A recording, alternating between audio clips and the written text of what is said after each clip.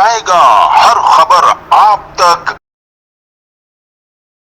कराची के इलाके लांढी में चोर को होशियारी महंगी पड़ गई। नमाज के दौरान पुलिस अफसर का सरकारी असला चोरी करने वाले मुलजिम को 48 घंटों के दौरान गिरफ्तार कर लिया गया। हुआ कुछ यूं कि ASI सईद अहमद मस्जिद में असर की नमाज अदा कर रहे थे। इस दौरान मुलजिम ने उनका सरकारी असला चोरी किया और फरार हो गया। असला चोरी होने का एहसास होने पर ASI सईद अहमद ने नमाज तोड़ दी और मुलजिम का ताक़ुब करके उसे पकड़ लिया। इस दौरान मुलजिम ने तेज धार आले से ASI पर हमला किया और उन्हें जख्मी करने के बाद फरार हो गया। इत्तला मिलते ही SHO थाना लांढी नुसरत हुसैन शेख पुलिस पार्टी के हमरा जाए वकुआ पर पहुंचे और जख्मी ASI को अस्पताल मुंतकिल कर दिया गया। वाक़े के बाद SSP कोरंगी की हिदायत पर पुलिस ने CCTV कैमरों और जदीद तकनीकी महारत इस्तेमाल करते हुए मुलजिम शहजाद कुरैशी को गिरफ्तार करके कातलाना हमले में इस्तेमाल होने वाला तेज धार खंजर बरामद कर लिया। मुलजिम की गिरफ्तारी पर SSP कोरंगी शाहजहान खान ने पुलिस टीम को इनाम देने का ऐलान किया है। कैमरा टीम के साथ Ahmed Shakeel, CNBC city news, Karachi.